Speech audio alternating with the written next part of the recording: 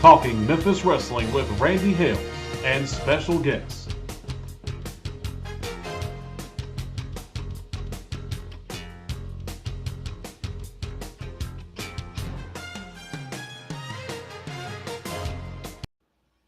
The following words are inspired from the song Give Me That Old Time Rock and Roll by Bob Seger.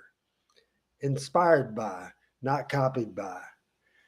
I took all the old videotapes off the shelf, dusted them off, and watched them by myself. Today's wrestling ain't got the same soul. Give me that old time Memphis wrestling. Hello again, everybody. Randy Hales, the June the 6th version of a loaded talking Memphis wrestling. Michael St. John will enter the fray in just a few minutes, and it's a very good, exciting show. I want to say hello to the first person today in the room, and that person was Greg Wayne. Greg Wayne in the house today. The second person in the room, my buddy, Randy Dandy, Randy West. His wife had a birthday this past Sunday. Happy birthday to Diane Marlon West. Fester in the house. Hadn't heard from Fester in a long time. Certainly. Liza Johnson from Australia in the house. David Linville is here. Appreciate it. Fester is in Fort Henry, Tennessee. And our guest from last week, Scott's Art, Scott Middleton from that great book, Mayhem in Memphis. He was our guest last week, and he's watching the show today. How's everybody doing? Hope everybody had a good week, a good few days. Hope everybody's healthy and excited today. My buddy, the father of the year, always does a great job. Ahmad is in the house, and Rod W. Robinson is in the house. David Lanville says, happy birthday to himself. I can do that too, as well as anybody. Happy birthday to you. Happy birthday to you. Happy birthday, freaking David Linville. Happy birthday to you. He lost his cousin Brian Jett today. We have a bunch of people in the house today, and it is my pleasure because it's two of us today. He didn't leave me hanging. So I just read those little lyrics, said a few words that I want to bring in for his first take and to say hello, the star of this program, the great legendary broadcaster, Hall of Famer, Michael St. John, and his opening comments, his first take. Hey, Michael. Hey, Randy, thank you. Appreciate the opportunity to join you tonight. Looking great, my friend. I'm drinking tonight. I'll be honest with you. This is what a young man today, I'm on a new kick called coconut water. And he recommended this. And of all the coconut water I've had, it is the absolute best. And when you finish the jar or the can, it has little chunks of coconut in it. So I'm pretty happy about that. I'm not happy about social media, though, because as you learned, and our good friend, Bo James, very good friend of mine, I think the world of Bo, thought I blocked him on Twitter. And then I got about 5 or 6 more people that are following me on Twitter. And I don't have a ton of Twitter listeners. I would love to have more. I've got like 60 or something. But anyway, I got blocked, or they got blocked. It wasn't me. What happened was my Twitter got breached, and I contacted the Twitter people, and I want to thank my other son, Ryan, for stepping in and helping me get back and get it back going and getting my friends back on. And, you know, at social media, the good thing about it, it shares a lot of information and it's instantaneous. There's good things about it. The bad things about it are the bad guys and the bad girls are out there messing it up for all the good folks. And I really hate that. And the other thing, just from Twitter advertisers, and we've had a lot of lost revenue from people over the last 10 years that have gone and advertised on Google or advertised on this thing or that thing. And the problem is they get promised the world and people see their ad, but at the same time they're seeing their ad, they're seeing 60 more on the screen. And I don't know. It's just it's got a lot of potential, but it ain't there yet. And the people that are using it to their advantage sometimes use it to their advantage in a bad way. That's my take. Hey, that's a great take. And I want Adam to put Liza's comment back up there because the coconut water that Michael was talking about, and Liza made a comment there. He said he introduced my mom to coconut water. She has diabetes and it helps her with that. So a good little comment there. We've shouted out for everybody today, and Al is in the house. My buddy Nicholas from San Francisco City by the Bay in the house, watching on YouTube tonight. Appreciate it. Michael Butler in the house, Frank Seaton in the house, so many other people watching the show today. So you give health tips because obviously it helps with diabetes. And obviously I'm a type 2 and I'm not I am really too. I'm a doing low level type 2. It's a little bitty pill, nothing major. Yeah, nothing major with me too, but certainly Michael and I had a little conversation on what this show should be. And one of the conversation we were talking how much Memphis wrestling old school stuff, how much new school stuff, how much this and that. And I told him that the goal of this show, when we have a full panel, and just when it is Michael and me, I don't think it matters the subject that we deal with, because I think we've established a chemistry between us on air, especially me and you. We've known each other the longest, especially me and you. And I think we entertain the people, no matter, it might be a sad situation, announcing the death of Jay Briscoe, a situation covering the police officer involved shootings and the school shootings and all that. I think this is a very, very special show that I'm not going to give up on. And Michael, and I hope you never get at the situation, because this is what you do for a living, talking every day and then broadcasting every day. Then you come home, maybe your wife's not too happy. What are you doing? You're working when you should be eating supper with me. But at the same time, I appreciate it very much. Well, Randy, I appreciate it too. And I appreciate the opportunity each and every week. And no, there's no way I'm going to get tired of it. I'll be honest with you. The thing that has sort of addicted me to what you and I do, you and I actually did some TV together. Well, not a lot, but we did. And so we had a rapport even before I started talking with you on this show. And I think it's grown, and the opportunity that we are working face to face. And then when we have Pat or the coach, or we have a guest, we've got another little opinion in there that makes it even the more better. But I really appreciate the people that comment and watch and listen and then follow us on Twitter and everything. I really, really do appreciate those. And we get some questions. And I think one of these nights we probably ought to have question night where we just answer questions. That's probably not a bad idea down the road. Hey, we have a question right now, City by the Bay. He was first joined us on the Twitter show, and then once we switched, and you can't make comments and put them up from here, so he's watching on YouTube. The question for Michael: what's your favorite finisher move of all time? For me, it's Rock's People's Elbow. Favorite finisher. Michael. I don't know how many of our watchers or listeners are going to remember this, and I loved it as a kid, and I love it today, but no, you very seldom do it. Jackie Fargo's atomic drop. Yes, mine too. And that was my favorite. It was just, it was a go behind. He picked up somebody like he was going to put him in a full Nelson, but he'd pick him up from behind, lift him high, and put his knee down and drop their spine literally on his knee. And then they would go down and he'd cover 1, 2, 3. I thought Fargo's atomic drop was one of the best. And the more the people reacted to it, the farther up he'd go with his opponent. Did you ever notice that? Yeah, absolutely. And what in the dressing room, when you would call the finish, or they would call a finish, it was called an ass bump. Yeah. It was called the ass bump. Yeah, absolutely, for sure. So that's good as well. And we appreciate City by. That's good inside information, Randy. I love that stuff from you. All right.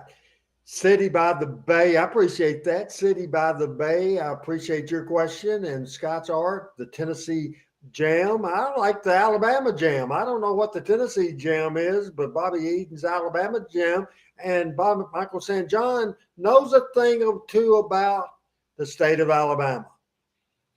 Well, it's good to be living in Alabama. I had a conversation with our lieutenant governor earlier today. He's been he got a real big thing happened over the past couple of weeks in the House and Senate in Montgomery. They passed half. They were going to eliminate all the tax on groceries, and Alabama had the largest tax on groceries of any state in the United States. They got it half cut this time, but they're going to go for the full finish next time, and that's good. Hey, before we continue, I want to say something, and I know you and the King are good friends, but I think it was long overdue that Jerry the King Lawler was honored by the Liberty Bowl committee. Let's go ahead and put that picture up, Michael. Oh, I know that was coming up, but I just wanted to say, of all the things that have happened this week, I think that is the most fantastic thing. And I think the King will show. I know the WWE Hall of Fame is a magnificent thing, but this is a thing where the entire population of a wonderful city in our country, Memphis, Tennessee, honored the King through the Liberty Bowl. And as you well know, Randy, the Liberty Bowl is a major contributor to Memphis's whole persona and has been for years. Right. And they help so many people, so many charities, they help food banks, they help parents that don't have places to live, or women that have been battered or in danger. I mean, those Liberty Bowl folks, they are fabulous, and they honored a fabulous man and a great friend, and also probably one of the best wrestlers in the history of the world, Jerry Lawler, with their big award, their Person of the Year award, and that was pretty awesome. Let's clarify exactly what it was. It was the St. Jude's Liberty Bowl Distinguished Citizen Award. It was presented, and you see the picture on the screen now. His friends Dave Brown and referee Jerry Calhoun was there, and the King is looking good. He bounced back from that February medical crisis, and he's looking good, Michael. I thought so too, and I saw some pictures of. In fact, I saw Dave's wife and Jerry Calhoun's wife, and some pictures and some other shots of the King, and I got to tell you, he is making a magnificent recovery, and I'm looking forward, hopefully, to seeing and hearing more of him. But Godspeed, Jerry, and again, congratulations from everybody in Alabama. Scott's art is having to throw in there, being a Louisville person, says that in 2009, the Kentucky Wildcats won. That's been a decade ago, won the Liberty Bowl. Anyway, I won't talk about that. Also, Cats. Our associate minister friend Terry Jones is saying hello. Laza is congratulating Jerry Lawler as well, and a lot of people jumping in with their favorite finisher, whether it's Brian Christopher's deal off the top rope, Lawler's pile driver, the fire. There's just so many good finishers for sure. Hey, Ron, how are you doing? I want to switch gears and want to go through this pretty quick, and I think you will like a fantastic newspaper article I found. And Adam, when you throw that up there, I'll read it. And if you could disable Michael and my camera both so we can feature that picture, that newspaper article, a very brief newspaper article, if we can go ahead and get that up on the screen right now. What this is, Michael, this is from July of 1970. It says promoter announces return of pro wrestling programs. And it went away on my phone, so you guys just stay right there, and I will get back to it in just a second. Professional wrestling, after a 6-year absence, is returning to Louisville. Promoter Nick Goulas says the show will begin weekly basis beginning at the Louisville Convention Center on July the 7th. The Louisville Convention Center, formerly known as that, then it ended up being called the Louisville Gardens. Goulas said one match already announced, Johnny Walker against Johnny Long. And then also he says that later shows will include Luthez, Dory Funk Jr., Pat O'Connor, Lynn Rossi, Bearcat Brown, tag teamers of Al Green and Frank Martinez, and lady wrestlers Cora Combs, Sarah Lee, and the fabulous Moolah. Just wanted everybody to know as we go to the next picture, and the next picture is from our buddy Jim Cornette. And I will show that to you because I have it right here beside me too when we come out of that. But folks, check out if you want to know the history of Louisville, Kentucky, because we talked about last week with Scott, and it's so true. Now everybody refers to it, including us, as Memphis wrestling. And for people like Scott in Louisville, or people in Evansville, or in Nashville, or wherever, it was either Nashville wrestling, or Louisville wrestling, or Evansville wrestling, or Lexington wrestling. And a big part of the puzzle was the Louisville Gardens every Tuesday night. And there's the front cover. And if you go to me, Adam, and see if we can show the picture I have or the book, the back cover is in my hand right now. And there we go. That's the back cover of that newspaper article. And of course, if you're interested in that book, Tuesday Night at the Garden, go to jimcornette.com, jimcornette.com, and click on collectibles. And I think the price is about $29. So respond to both items, respond to that debut card in Louisville and the newspaper ad, and also respond to Jim Cornette's collectibles and the opportunity to do the book and why. Give me at least a 2-minute answer, Michael, because I'm looking at this book real quick because I think there's a attendance figure somewhere on the very first event, and I want to see if I can find it. So if you could go ahead and we'll go full screen with you. How about that article from 1970 from the Louisville Courier Journal? What do you think? I was gonna find out if it was from the Courier Journal. Back then, the Louisville Times was the afternoon newspaper, and Louisville was an interesting. I've actually talked to Jimmy and had talked to Nick. Had told me some stories back about Louisville.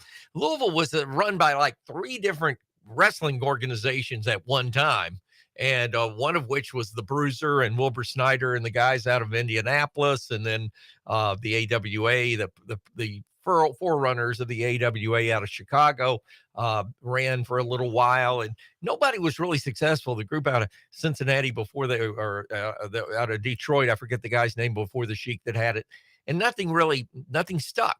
And then Louisville went dark for like 6 years, and Nick exploring the opportunity. Now, let's put this in perspective also. This was about the time that I-65 got finished up.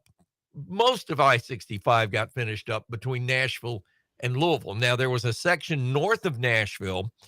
65 used to dump off at the exit after Long Hollow Pike, which was Millersville. You had to climb the ridge to the top of the ridge and get back on at the state line.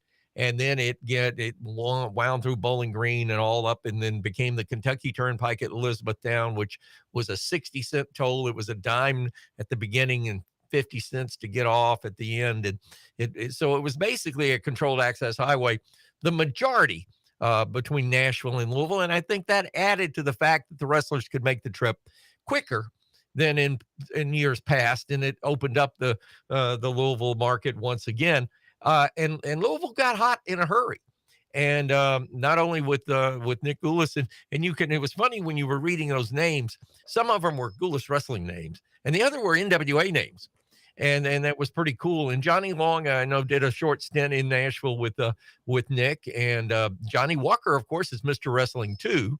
So it was one of those things where he blended both of them, got some of the wrestlers out of the main office from Sam Munchnick, and opened up Louisville. And I think it was a pretty good opening from the get-go. Let's go ahead, just interesting, and talk about this July the 7th card that Cornette writes about. And I won't read every bit of it, but I will read the card.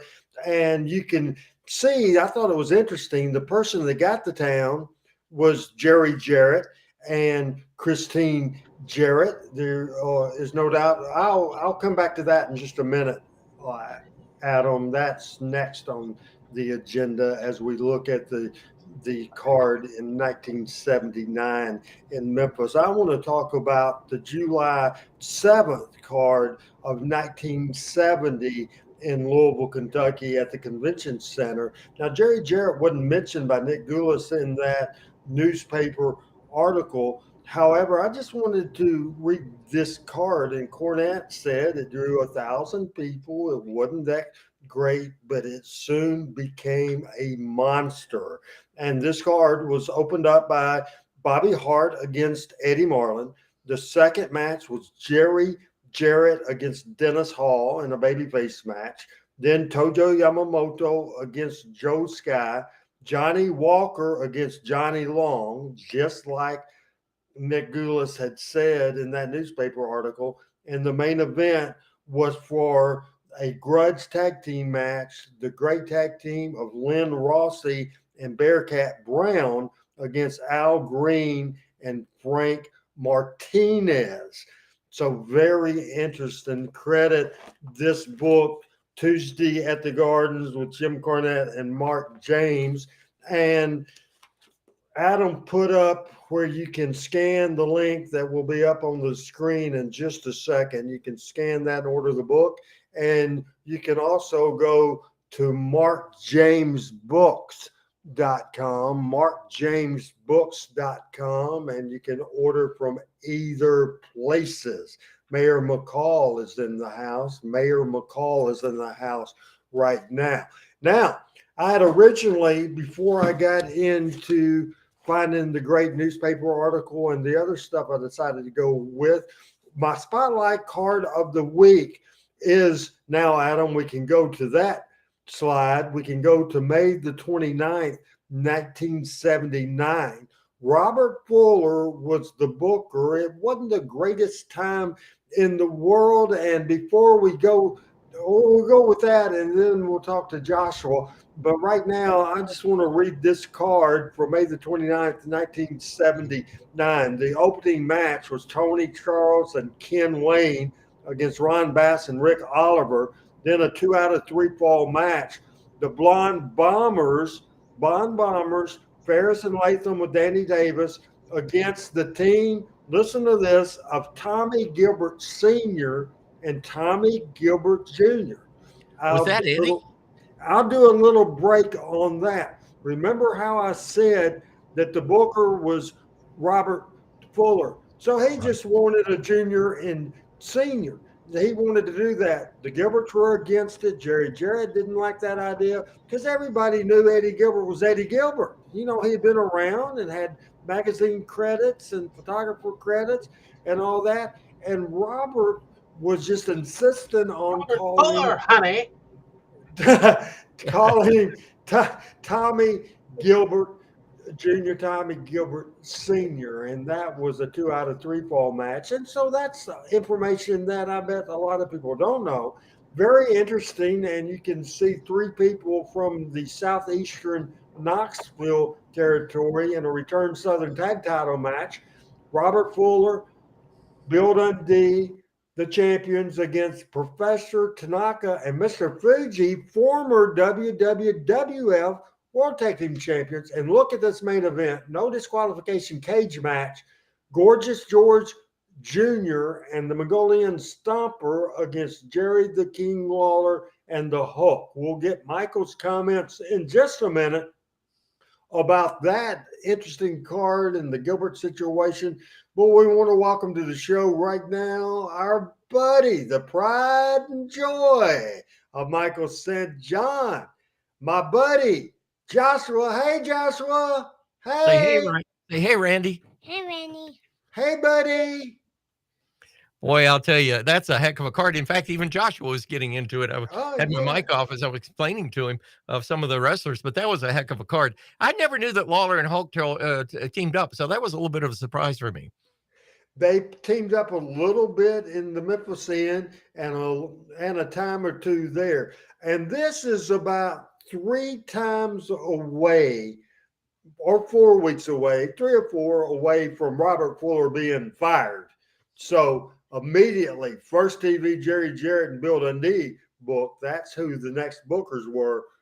It was Eddie and Tommy Gilbert, the way it should have been. Well, well, it should have been, that's for sure. I don't know, that was odd. I think Robert was just trying to put his mark on things. And I know in talking to Linda Marks with Wrestle Birmingham when she was getting Robert up here with Ronnie West, and I did the play-by-play for them for about a year and a half at the Samora Shrine Temple in Birmingham back in 2008, 2009. Robert he liked to put his stamp on things, and sometimes it worked, and a lot of times it didn't. So whereas a lot of people I think would consider Robert a good booker, his run in the Memphis territory and perhaps even in Wrestle Birmingham was not as stellar as you would expect. But I always loved Robert in the ring, and even loved him more on microphone. Oh yeah, he was just a fantastic person. Just a fantastic person. There's no doubt. Is he trying to get away from you, Michael? No, I knocked something over and he's upset because I think it was a bottle of his root beer, and he doesn't like that when I knock over his root beer. Well, but I'm gonna let him go because he just stopped in to say hi. But I just thank you all the folks for the great comments, and tell Randy bye that you're gonna go up. Bye, Joshua. Hey, on nights I can't be here, he might be subbing in. Who knows? That will be great. That will be absolutely fantastic. No. Laza is asking if that was Hulk Hogan, and yes, it was Hulk Hogan. He was called the Incredible Hulk the first week or two. Then he was called Terry Golden. Stuart Elwood says, I thought Jerry Lawler brought Hulk Hogan to Memphis. Actually, it was Robert Fuller that was booking during that sort of thing, and obviously on the air, it might have been Storyline that Lawler brought him in, but on the air, you didn't reference a booker, and certainly wouldn't let people know that Robert Fuller was the booker, Bill Dundee was the booker, Jerry Lawler was the booker. That would expose the business, and certainly, I'm not sure about the car situation at all. Not sure of that. We have more pictures, Michael, than ever, and we'll go through this quick. But I wanted you to talk about, including the Gilberts, wanted to, and you seem to be surprised about that. Also talk about the actual opponents for Lawler and the Hulk, the Mongolian Stomper and Gorgeous George Jr., and also the Dundee and Robert Fuller, Tanaka Fuji, former WWF Tag Team Champion. This is a very interesting card in Louisville on May the 29th, 1979. So just respond for that a little bit. Well, first of all, of course, Jerry Jarrett was booking the territory at that time. And it was a situation where you could really see the influence of Jerry. And he always had interesting matches. And even in the undercard, it was interesting matches. One of the matches that one of the tag teams I'd forgotten all about was Frank Martinez and Al Green. And didn't Frank at one time go under a hood? I'm thinking that he did. And I'm thinking so, but I don't remember Mighty the name. Yankees, maybe?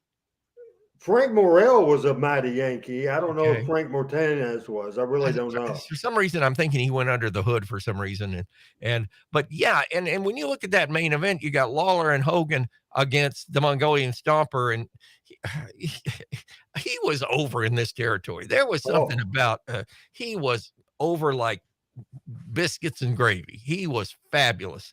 And Gorgeous George Jr., Nick really favored that guy. He really liked him. He was he played the gimmick, but I don't think Jerry had a lot of respect for Gorgeous George Jr. And I know some people liked the gimmick and some people didn't. I think Nick was partial to him, and I don't know if Jerry was or not. Hey, I want you to say, after I say Bo James comment, put that up there. there, Adam. Frank Martinez was one of the Blue Infernos with Gypsy Joe, and now Thank even you. though we did Thank it you, in Bo. the opening, and Bo wasn't here in the opening, and Michael St. John with a personal message for Bo James. I would never block you, buddy. Ever. You're one of my wrestling buddies forever and ever. And I apologize, but as I said, as I opened the show, I got hacked. I got whatever they do to get into your Twitter. It messed up in about 5 of my followers called me or text me rather, or one of them called me and said, "Hey, why'd you block me?" But somebody in Sebring, Florida, wherever Sebring, Florida is, got into my Twitter account. We fixed it up. Ryan, my oldest stepson, got in on the Twitter account and got a hold of him and got everything taken off that wasn't supposed to be on there, and we got back to normal. But thank you, Bo, and I apologize. I'm sorry. Anytime that something like that, you got my cell number, call me, let me know that. But I apologize. I'd never block you. I would never block you because then I'd miss those daggum good pictures of Waylon. And those are the best thing. Well, not the best thing, but one of the best things about Bo's Twitter site for sure. There's no doubt about it. I want to go through these pictures, and we'll do this in a couple of different sets. And I think everybody will be interested in this from a newspaper photo as well. And I think, guys, that you will interested in one of the most famous matches in Memphis wrestling history. It took place at Old Rustwood Park in Memphis, Tennessee on August the 17th, 1959, when Sputnik Monroe faced Billy Wicks. And the referee is boxer Rocky Marciano.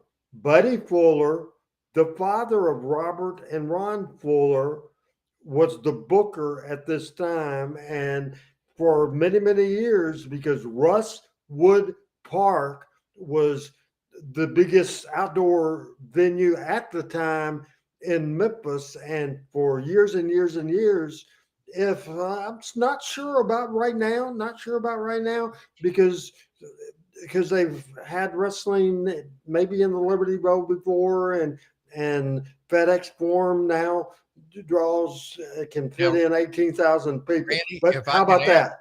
Randy, if I can add something right here, and don't mean to interrupt, but if I'm not mistaken, that the park, Rustwood Park, was where the Memphis Chicks of the Southern League, AA baseball back in the day, I think that was the home of the Memphis Chicks. I think you're correct. Absolutely. And it was downtown Memphis, wasn't it? Around Union or Madison, or do you know, Michael? If I'm not mistaken, and my geography of Memphis is a little blurred. I only lived there for a year, but if I'm not mistaken, it was sort of kind of down where the University of Tennessee medical center is, but it wasn't on, I don't think it was on Union. I think it was on either Madison, or I forget the other street on the other direction, but it was closer to downtown than Channel 5. I know that. Here's another picture of a tag team, I'm telling you, that they were hot as heck. Sputnik Monroe was a hated heel, twisting baby face, and this was the big babyface team, and they were a heel team as well. Norvell Austin and the Diamond Ring Cadillac Man, Sputnik Monroe, a great, great tag team in Memphis. Hey, I thought I would show you one of my favorite ring jackets in the history of wrestling. He's often imitated, never duplicated. He's the fabulous Jackie Fargo, and this is a cool picture of Jackie Fargo. Another guy that I care a lot about, Randy West's father-in-law, my mentor, Eddie Marlin. In this cool deal, one of my first jobs in wrestling was go to the ring and get the ring jackets. I used to get Jackie's, and I would get the red and white Eddie Marlin jacket as well. So that's a leather jacket. I love that. That's an athletic leather jacket. A leather jacket that if you played baseball or football or basketball in high school, you always got the leather jacket. I love that. That's a good picture of Eddie.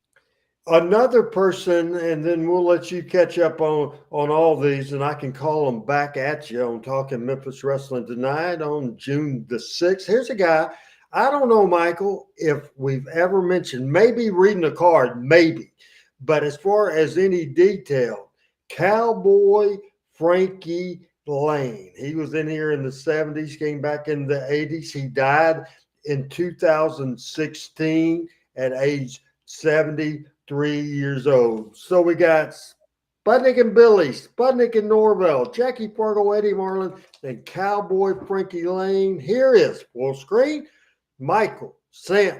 Freaking John.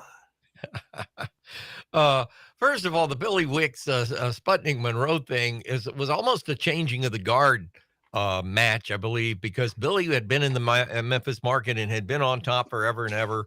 And then Sputnik came on and he got hot. And then they put that match together. You know, many people have told me, and I was not in Memphis at the time, and I wasn't as privy to Memphis history then as I am now. But many people have said to me that Sputnik Monroe did more for integration in Memphis than just about anything. Yes. And then before you knew it, he had a partner, and it was unheard of at that time, even in the Deep South, that a black man and a white man would team together. About the time that Sputnik and Norvell teamed together in Memphis, of course, Lynn Rossi and Bearcat Brown. Actually, Lynn and Bearcat may have been a little earlier, but those were different times at a different time in history. But I don't think we need to lose the fact that those people were championing a cause as well as being part of the wrestling event.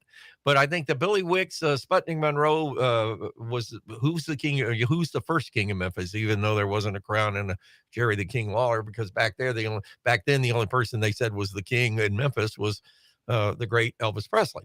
And so, those are two. I love the jacket thing. I think maybe in future shows here on this podcast, we ought to maybe feature some of the great ring attire that some of these wrestlers wore, because some of these wrestlers spent at that time hundreds of dollars on just their ring robes. And of course, we in the South, didn't always see the guy that had the long bathrobe kind of thing on. In fact, the first wrestler I ever saw on TV that had the literally shoulders to ground robe, full robe, was Luthez. And then the next person I remember seeing have it was Johnny Walker, who, of course, became Mr. Wrestling #2. But I think maybe a little thing on ring attire would be pretty good. Jackie Fargo also had a jacket, and I think you'll remember this. And there was a great picture of him and Sonny together where they're standing like this. Yes. And it had the lapels that reached over to the shoulders. And it was a baseball kind of jacket, but it had the sequins and the huge lapels. And you talk about good looking stuff.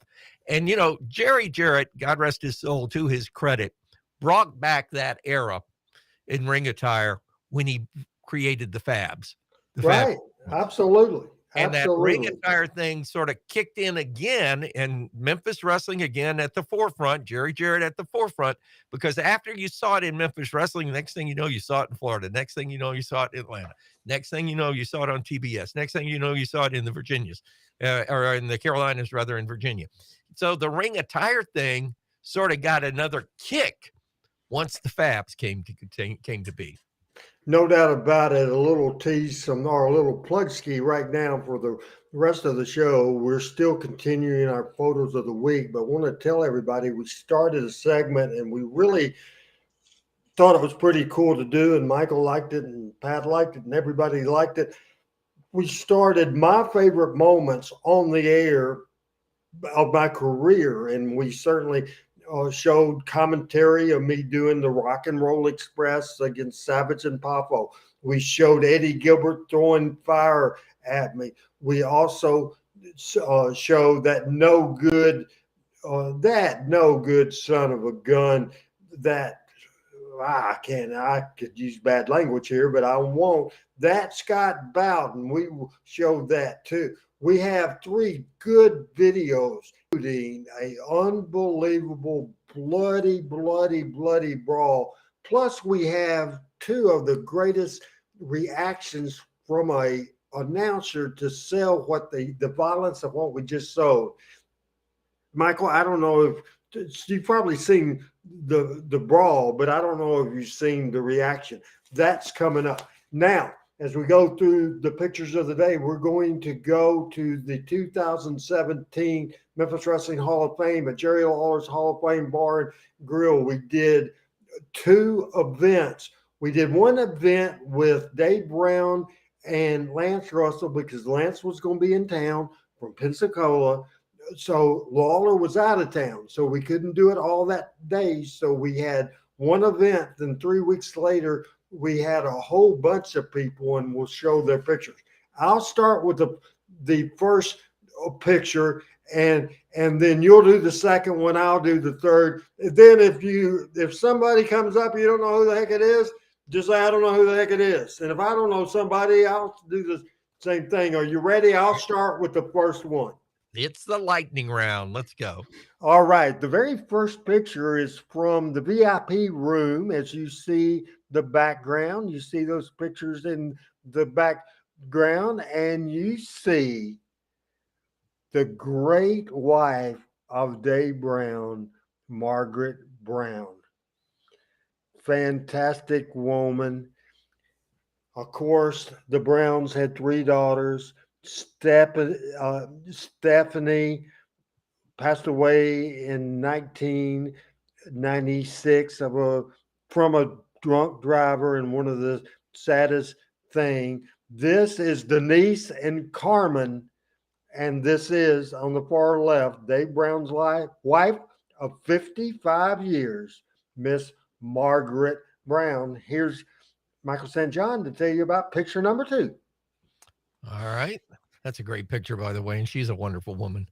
All right. Lance Russell and Dave Brown, and in the background, I think there's a Randy Hales there, and I'm trying to see who else. David Letterman's in the picture with Andy Kaufman back there, but this is a picture of Lance and Dave, and Lance is pointing to a picture of him as wearing the Army fatigue hat that Jerry Lawler, that was I believe a Christmas bit they did, yes, where they reversed roles, and Jerry became Banana Nose, Lance Russell, and Lance became Jerry Lawler of Lawler's Army, and he's pointing to a picture of that with Dave Brown. The next picture that we'll take a look at is 2017. Oh, this actually is we did a Q&A downstairs in the VIP room, charged extra for that. We did good that night at Jerry Lawler's Hall of Fame Bar and Grill. That's a picture of Lance and Dave. And I don't know, Adam pointed this out last night. Why in the world does Dave has his microphone upside down? And that gives you a great look, Michael, of that VIP room. Isn't it nice? It is very nice. And I think Dave is about to hand the microphone to Lance. That's, I think, why he's either just accepted the microphone from Lance or he's about to hand the microphone over to Lance Russell. That's why at times that's an old announcer trick. You flip the mic upside down. And the reason you do that is, number one, the person you're handing it to can put it right to his mouth and begin talking. But the other thing is it cuts down on the wind that when you move a microphone, sometimes you get wind noise, and that cuts down on that wind noise. Hey, whose turn is it? Mine or yours? I think it's mine. Okay, let's go ahead. Here's Michael St. John, and look at this. Oh man. Jimmy Cornette and the late great Bobby Eaton. And that, I guess, is when they were inducted into the Memphis Wrestling Hall of Fame. And Jimmy looks great there. Bobby looks great there. It's just so sad that we lost Bobby. I had actually spent, and I think I've talked about this on the show, in that July. It was the July before I came down with COVID and almost joined Bobby. But I had spent a Saturday evening. They had a wrestling show here at the Arab Rec Center, and Bobby had been on the air with me. With the promoter on Friday, and he said, "Man, come over to the show tomorrow." He said, "Let's just sit and talk." I said, "Okay," and I'll tell you. I went, and I got there early, and we had the little deal where we honored Bobby in the ring, and they had a Bobby Eaton cup for a young wrestler that won the certain match. But My good friend Arvel Hutto was there, who trained Bobby, and it was a great night. But I can tell by the looks on these guys' faces that this was a great night also at Jerry Lawler's restaurant on Beale Street, with Jimmy Cornette and the great Bobby Eaton together being inducted into the Memphis Wrestling Hall of Fame. As you can tell by that plaque, the entire Midnight Express, as you see all of them in that picture, Jim Cornette and certainly Bobby Eaton, Dennis Condrey, Dennis Condrey's in it. Stan Lane. And Stan Lane is all over the news. I pick up the New York Post. I get it online Sunday. And there's as Stan Lane just proved to the world that he is not Lauren Borbett. Is that her name? The congressman or the congresswoman from Colorado. Yeah. And her mother had claimed that Stan Lane was her daddy forever and ever. But a second paternity test said that there was 0.0% possibility that Stan Lane was that young lady's dad. And she's made quite a name for herself as probably one of the most conservative members of Congress. But anyway, it was amazing to see Stan Lane's picture and story in Sunday's New York Post. If you want to grab it online, you can read it. And that's the second picture there of Jimmy and Bobby, and they really enjoyed. And Jimmy talked first, and then Bobby went next, and he talked for about 5 minutes and did a very, very good job. And with our next slide, here's Michael. All right. Boy, the mouth of the South, Jimmy Hart, also lead singer of the Gentrys. Keep on dancing, Jimmy. That's a great shot. And he's obviously being welcomed by that entire crowd. You know, Jimmy was one of those people. He didn't cut a promo. He invented the promo. He was one of those guys that you just open a microphone, and I had him on the air on the music side on Kicks 104 back in the day in Nashville a couple of times. And he was one of those people, when you went to an interview or did an interview, he was like me. He talked for a long time, but he was also very entertaining. He was a promo master's promo.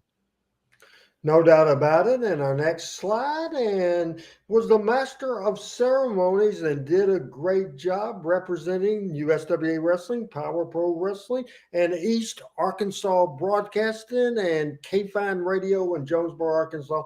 Did a great job. And it looks like that wonderful stage area with Andy Kaufman. It looks like Andy Kaufman's right there in the room. So Brandon Baxter, the MC, and this is a good picture too, coming up next down in the VIP room, Michael. Well, first of all, before you get off that picture, let me say I think Brandon Baxter is one of the most unsung heroes or most unsung individuals in Memphis wrestling. I think he's a talented guy. I mean, he was talented in the ring. He's talented on the microphone. He's talented on the radio. He's just a talented guy. A lot of respect for that guy. Thank you very much. And I'll tell him, because I'll see him tomorrow, I'll tell him you put him over like a son of a gun. Next picture. How about this one? Is this not just maybe? This gives me chills as well. Yeah, it is. It's Jimmy Hart and Jerry Lawler, of course. You know, I'm looking at Jerry and looking at him in that particular picture. He doesn't look a lot different today than he does in that picture. And I think that was all taken before he had any medical issues. So I think that's a good sign that the King is defeated the medical issues that he's had and is on the road to a great recovery. No doubt about it. Here's another good single picture of Jerry Lawler as he makes his entrance to the main floor area of Jerry Lawler's Hall of Fame Bar and Grill at 159 Beale Street in Memphis, Tennessee. And I think that is next on the list. And no, that is not next on the list. This is a great picture as well of Bill Dundee, Brandon Baxter, Coco Ware, and Doug Gilbert. That's a nice picture too. It is. You know, until I did a double take on Doug. Doug looked a lot different with the glasses on. It threw me for a minute there, but that is a good picture. And, you know, there's a lot you talk about great stories. There's a picture where a lot of great stories can come out of those guys' mouths. That's for sure. No doubt about it. And let's go to our next slide right now. And I thought this was a pretty candid shot as Doug's in the background. And I've always said that my favorite ever tag team partner of Bobby Eaton was not Stan Lane, was not Dennis Condrey. It was that guy, Coco Ware, Sweet Brown Sugar. And Coco was really the absolute hit, because he was really engaging in that Q&A. The first of the kind that we ever did there. It was a gamble to do it, but it was just so good. And Al, you're right. Coco was a great voice, does a great job, and he's had some health problems, and I certainly haven't got a update later at all. But that just does my heart good too. Me as well. And let me say something. And on the wrestling side of things, I agree with you on the tag team of Bobby Eaton and Sweet Brown Sugar. And let me tell you, when you look at their matches, and you see a video of their matches, and you look at today, these two guys, perhaps in that era, in that time and place, were probably two of the best workers in the ring in the entire country. And I mean, they both could work their butts off. And I mean, and the people would just, that was the other thing that Bobby and Coco possessed. And a lot of guys have it. A lot of guys don't. The guys sort of have it, but these guys had it 100%. They could make 100,000 people jump out of their chairs and throw babies in the air just by the work they did in the ring. I want you to real quick, because Scott's Art says, was that the Jet Set? I want you to tell Scott who the Jet Set was, please. George Goulas and Bobby Eaton were the Jet Set. The reason Bobby Eaton came to Nashville originally was that Orville Hutto ran a lot of shows for Nick in Huntsville on Friday nights when Nick would not make the trip. Orville would sort of be the guy in charge and carrying the finishes and all that good stuff at the Patton Street Armory in Huntsville, Alabama, and then later at the Madison County Coliseum out on Highway 72. And he trained Bobby. And Bobby came to Nick when he was, I want to say 16 or 17. I think it was 17 years old. And Nick loved the way he worked. And they did a thing. Nick had a ring in his office on 8th Avenue in Nashville. Downstairs where they had a loadout area for the rings, they had a ring set up where the boys could work. And Orville brought Bobby in and actually did a audition live in front of Nick and George. And Nick was so impressed with Bobby and the way he could take the bumps and the way he sold and the way he worked that he put him on right away. And right away, George wanted the spotlight. He wanted to be the number one guy for his dad's territory. And he right away wanted to team with Bobby Eaton. And Nick had Bobby featured for about a month in singles action on the early part of the card. And then there was a match where George got double teamed or got beat up on, and Bobby came to the rescue, and that formed the Jet Set. And so the Jet Set was Bobby Eaton and George Goulas. And, in my opinion, in George's best work was when he was working with Bobby. Now, Bobby would take all the bumps, and George would be on the comeback and all that stuff.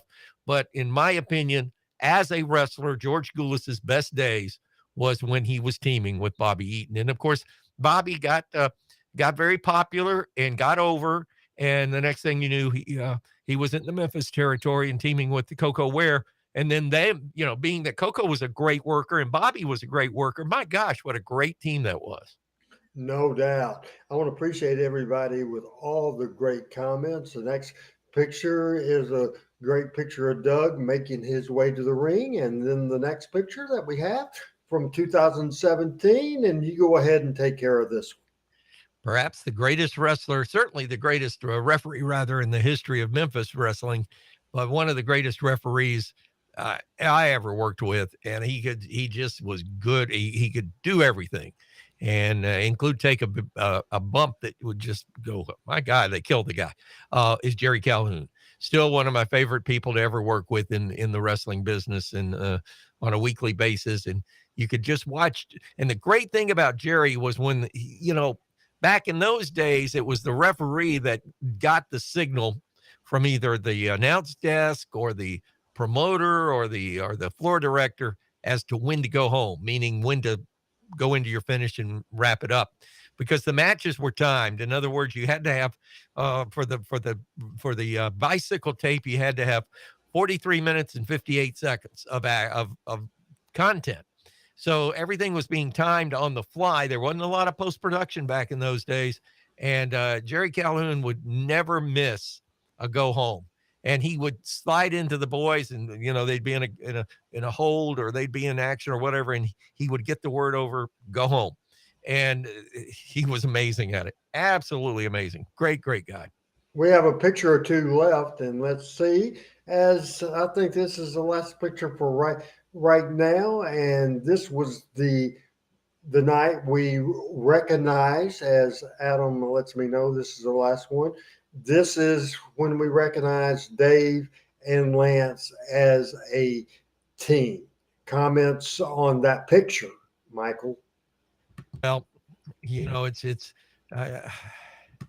yeah, I look at that picture and I see some very happy people there, and of course, Dangerous Doug Gilbert right there with him. And you never can go back to the days. I sort of hope that someday, and I'm certainly would love to see it in my lifetime, but probably won't, that there will be a time-space continuum where you can go back and say hello to all these wonderful people. And you talk about all Americans in the wrestling business and Hall of Famers in any wrestling group or organization or franchise. Lance Russell and Dave Brown are the epitome of wrestling commentators, period. We've had a bunch of good ones, a bunch of really good ones, but you never had Lance and Dave. So ring that bell. Ring that bell for sure. Hey, we are almost an hour into the show. It's Michael St. John. It's Randy Hills on the 6th day of June. It's the Tuesday night talking Memphis wrestling. And I'll tell you, I kind of jump around a little bit with what we're going to do. The way we're going to end the show, and probably the last 30 minutes of the show today, Al sent me a YouTube link. Michael saw it last week, but we will talk in about 30 minutes. And we really want to do this and review, because this is just such a heartbreaking and also at times inspirational story, and the sacrifice people do. Sometimes it's bad, but to get where you want. Well, we'll come up with that. Then in just a couple of minutes, I'm going to start the series part 2 of some of my favorite moments personally as a talent on air. We'll get right to that. But sum up the first 58 minutes of so of this show, and especially what you thought about the pictures of the day today, because I had a ton of them. Love the pictures of the day. Keep them coming. I talk too much is what I'm going to say in the first 58 minutes. But, I get so excited, and I see something, and it churns a memory or something that I remember, and I just blurt it out. So, folks, thank you for being tolerant. I don't mean to be talking as much as I talk, but I love the first. It didn't seem like an hour gone by, to be honest with you. It's great. And again, the chemistry and the interaction, I think the people enjoy that as well. They do, for sure. It says talking Memphis wrestling, but they know we're certainly going to talk about everything. I just remembered I didn't do my first take, and I had a big elaborate first take that I wanted to do about a local sports story, and I'm not even going to do it. I mean, I was going to say, do it now. It's the start of the second hour. I mean, this is the money hour. Go for it. I just don't think it fits, Michael. I just don't think it fits on today's program, because I would get into a long-winded thing, and you're talking about being. Oh, you're not the only one around here who could get long-winded. I wanted to talk about blood. I wanted to talk about graphic blood. Then I want to talk about drawing money. I think everybody knows in '89, with the continued rise of the WWF and WCW and Crockett promotion all on national TV, and talent being lured away by money to go. It got pretty tough, And from 89 to into 94, business was bad. Even though some very memorable stuff, it really, for a consistent period, didn't register. What changed that was the idea of Monday Night Memories on March the 7th, 1994. Then we got a year off of that. And then we established during that year, because Jerry Jarrett went up to New York, Jeff Jarrett went up to New York, Jerry Lawler would normally be at TV, most Memphis, but that's about all. So we had to establish new. And what we did with that, you have to have heat on your heels, but at the same time, and I started this in 94, you have to establish your baby faces. And I went with the top baby face that was there 6 or 7 nights a week as the single champion, and that's Brian Christopher. And he didn't have Jeff Jarrett there, and Jeff Jarrett wasn't around at all, and Jerry Lawler wasn't in every town. And I think it was harder for Brian, just the case, because huge shoes to fill. Now with the tag team ranks, as far as a main event type of tag team, week after week after week, that hadn't happened since the Fabs in the early to mid 80s. So PG-13, the people were dying for it. They were absolutely dying for it. Then I've told the story. It started in Louisville in 95 with the Rock and Roll against PG-13. And I got the last minute idea to go the heat route and work a little program that ended up with a promotional war. It just happened. It just happened with the USWA and with the Smoky Mountain cheating referee, Brian Hildebrand, Mark Curtis. He was the referee. As the promoter, Eddie had quit coming to TV. So I came out when he cheated PG and got into it. And then I started getting involved defending the USWA. This particular, we did a deal where he was referee and I was a referee. We're mixing it out. And then we go into high gear because I'm thinking we're about 5 or 6 weeks from the blow-off time. So we got to get something going. So the people grew up with me. They grew up with me. And I said, we got to do something drastic. The first time we did it was on Memphis on a Monday night. We'll show you the Louisville the next week. But at that point, I wanted to localize Louisville. Louisville at this point was outdrawing by almost double Memphis. Sad as it is, it was. We had Louisville hot. Brian was hot. PG was hot. The Rock and Roll had a lot of heat, and it was going good. So I hired from the TV station in Louisville, I hired a camera person, and I would pay him $50 to shoot a couple of the matches in Louisville. And I would put the Memphis thing and tape it. But then after we went to Louisville and brought the tape back, Randy would insert that into Louisville, into the Louisville tape. And so it localized it and really popped it.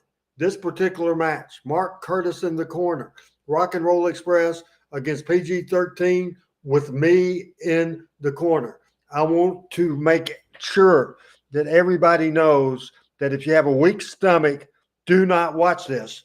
And I've told this story 100 times, and I want to tell you, Michael, how well did you know Sarah Lee? I knew her very well. A wonderful lady, of course, the wife of Corsica Joe. And she got queasy about this, didn't she? Yes. Would you say that as much as anybody, she knew what was going on? She's smart with the business, and you can't fool her very much? Nope. She was a wrestler herself. So absolutely, and a great one.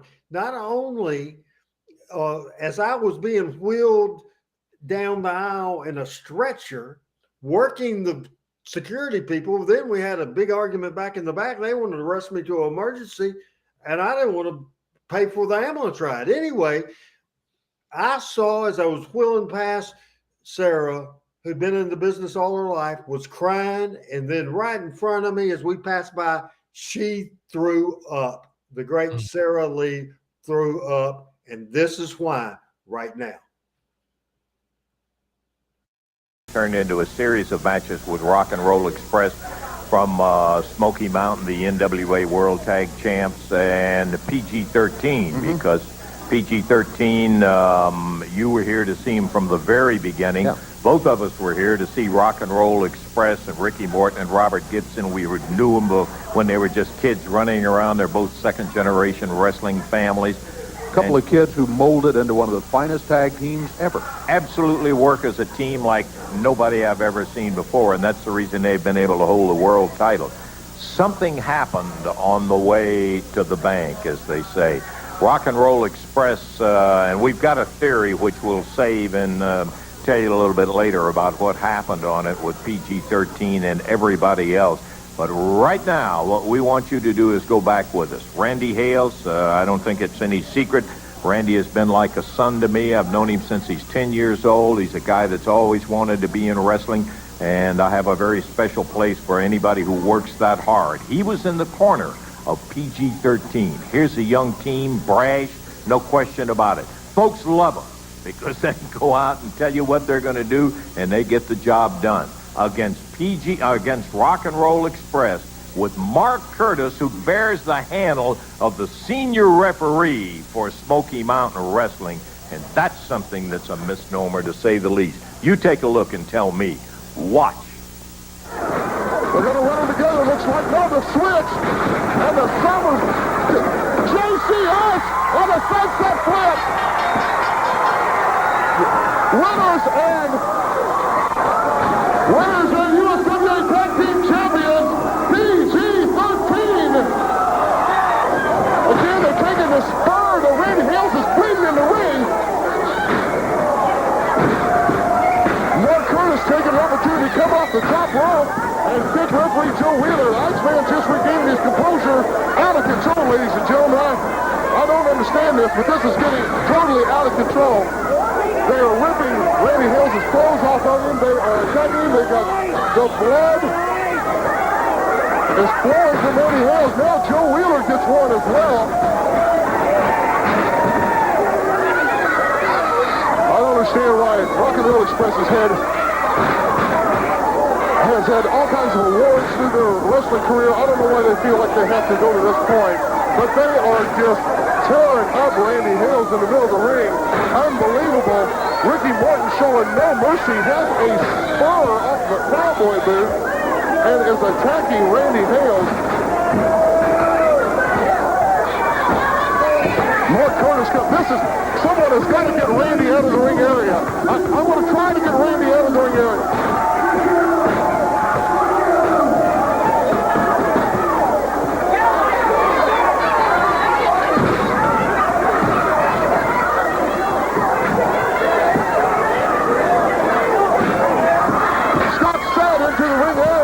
Trying to save Randy Hales from the onslaught. I mean, the blood is flowing. This is unbelievable.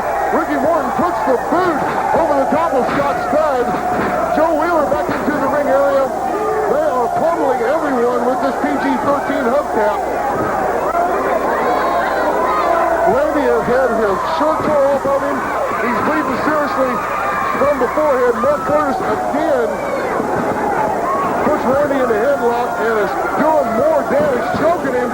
Meanwhile, Steve Dunn goes for the ride over the top rope. Rock and Roll Express, this is unbelievable. The fans are going crazy here at the Gardens.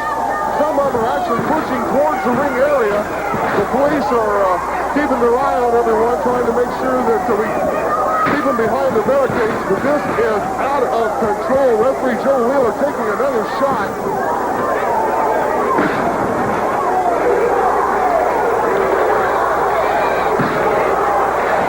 The crowd beckoning for someone else to come from the back.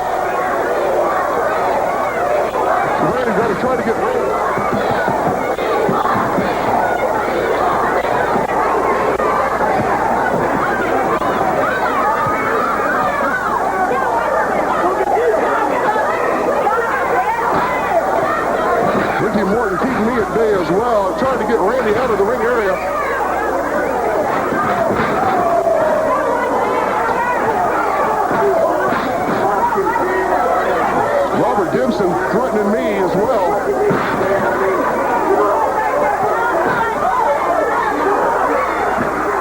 The King and the Handsome Jimmy are making their way towards the ring.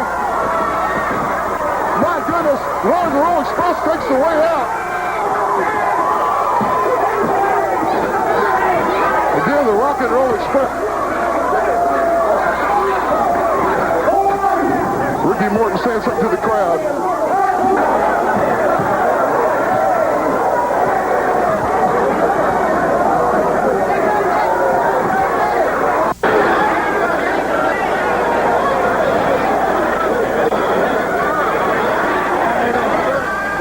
That's the first aid personnel that are in there tending to Randy. Randy looked like Dave. He absolutely had been in a horrible car wreck. He was just, well, you saw the amount of excessive beating the Rock and Roll Express and Mark Curtis in particular. And one of the things that's... When's the last time you've seen heat like that? That's heat. That's heat. Can I ask you a personal question? Yes. When you first got the juice, did you get the juice? It looked like you were gigged. It looked like who did it? I want to say Ricky Morton, but I'm not sure. Yeah. Yes. Okay. Ricky did it. Okay. I thought that. I was trying to, and the film, of course, that's a film. Also, I was going to ask who was the commentator? Louisville police officer, and then after Danny Davis started Ohio Valley, it was Dean Hill. Dean Hill, okay. And I know Dean. Yeah. And Jim Cornette did Ohio Valley Wrestling. But did you hear the reaction of the people? The people were, they were stunned, but they were mad. They were about to explode, but they were stunned at the same time because there was so much blood. And the people just don't get that anymore. And I know you went away for just a second, but Lance made this thing, Michael, because one of the things he did, and he said, I think everybody knows that Randy's like Randy Hills is like a son to me. He's 10 years old, and we're going to go through this quickly, and this is out of order. That was number 3. Then we skip and go find number 4, Adam, and this is more of a highlight on how announcers sell them. And the teach point here is how get something over, and you have 2 great announcers doing it. So these next couple of things will just show how good Lance and Dave are, and we'll watch this, and Michael will comment on it. Here we go. This is Smoky Mountain USWA number 4. Was when I went back to the first aid room and I was talking to the ambulance people who were there, and they had told me Randy's blood pressure was like 140 over something in there, and boom, just that quick, it dropped 30 points down to 110. And it was one of those things that I've seen a lot of matches, seen a lot of guys get beat up, and you have too, Dave, by the bunches of them. But when it's somebody who is personally involved with it, it's a little bit different. And the circumstances. And Randy's not a wrestler, for heaven's sake. I mean, and Curtis. We mentioned it during the commentary of the match. He pulled, I'm telling you, he did. We saw him. He pulled off that spur off of the boots that he was wearing. That's what Ricky Morton had, and that's what he got to it. I was saying I had a theory about it. I think what it was, Rock and Roll Express, they started right here. The kids came into fruition as one of the great tag teams that we have ever seen. I mean, really, they still work as a tag team like nobody else around, hardly. But what happened? Time passed. They lost it here. They lost it there. They got the titles back and so forth. Not to say they can't go. But all of a sudden, they go against PG-13. I really look forward to that match. Got in there, had a heck of a match. But Rock and Roll with rabbit ears, they heard the way the crowd reacted to them. They heard them come in there and say, whoa, what happened to you folks? We were your favorites, and now you're rooting for PG-13. And I think they kind of got a little worried, not only from an ego standpoint that was happening, but from a challenge standpoint that maybe this scrawny little team that they talk about had more going for them than they thought. Well, I can tell you one thing. They have a lot to worry about. Rock and Roll Express, I absolutely cannot believe what they have turned into. And Mark Curtis, you're no head referee. You are a thug. And I say that without any hesitation at all. Listen, you want to know why? Take a listen to this interview coming up with Rock and Roll Express, and that will tell you what they are like. Take a listen to it. Want to come right back, and have you ever seen that? And No, I have answer that question. Then tell our viewers how important. I did the easy part. I just got my ass kicked. That's all I did. However, explain to the people the emotion that Dave and Lance, mainly Lance, conveyed to get the story over. As an announcer, explain what Lance was trying to do, and do you think he was successful with it? Well, he was doing what announcers are supposed to do in professional wrestling, in my opinion, and that is sell. Just like wrestlers sell in the ring, announcers sell on the microphone or on TV.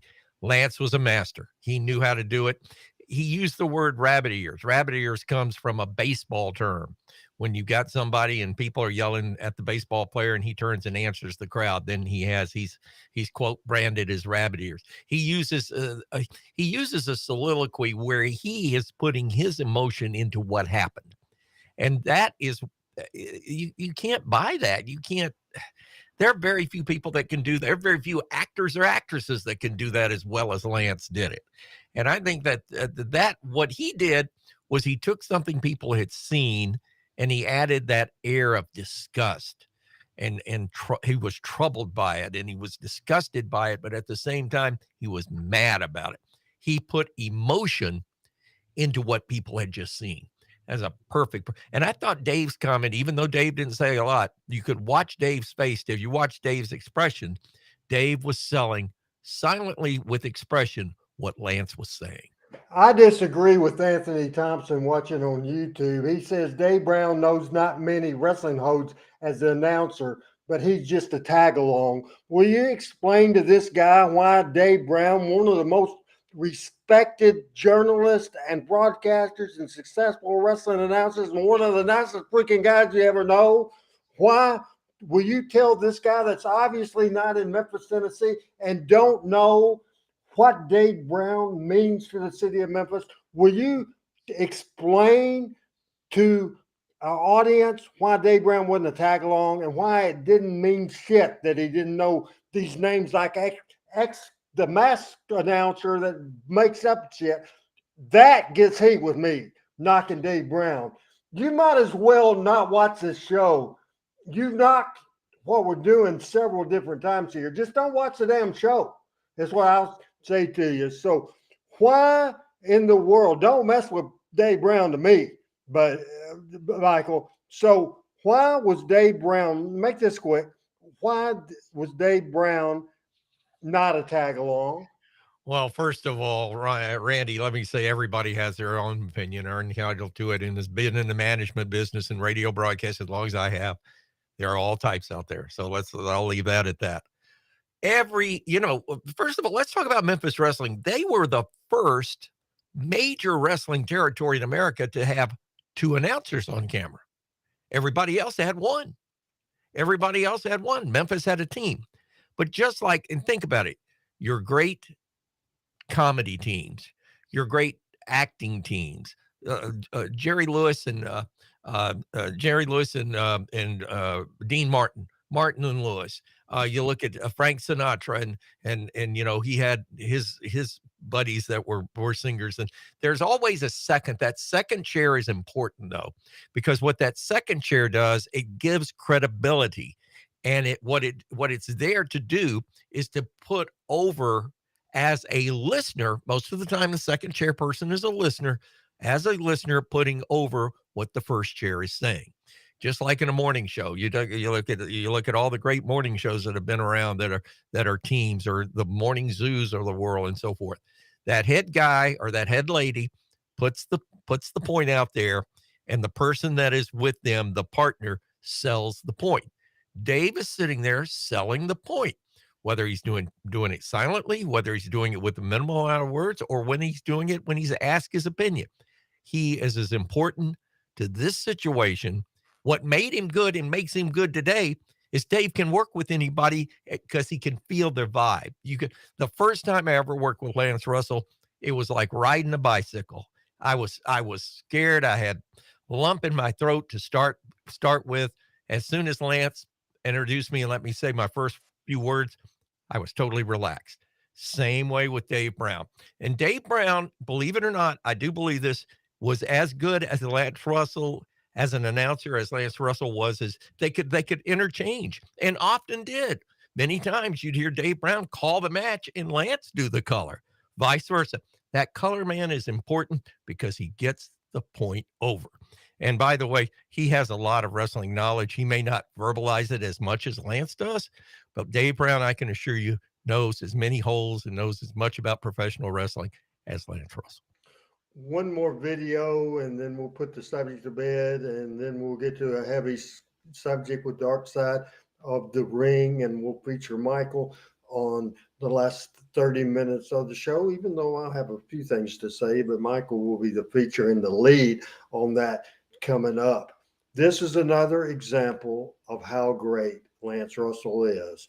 This is number 5, Adam, number 5, Smoky Mountain Wrestling, USWA. I'm not in this, but a lot of it's about me, and it's just selling the story. Watch this. Randy Hill. See ya. Well, the only thing I think Rick Morton said it, and Mark Curtis in there, they're outlaws, which makes Smoky Mountain Wrestling a haven for outlaws, because they're the ones that's condoning the whole thing. No doubt about it. Hey, listen, I want to tell you something. Just get out of here. You're here for a coin toss fun. No, you don't get anything. You're here. Will you quit? I want to tell you people something. Give me the microphone. You're not going to have an interview in here. What do you mean? This is the way I treat you, because you're a thug, and that's all there is to it. Now get out of here and wait. We don't have to interview you. Just get out of here. I'm telling you, you better get out of here right now. We'll have you. Don't put your hands on him.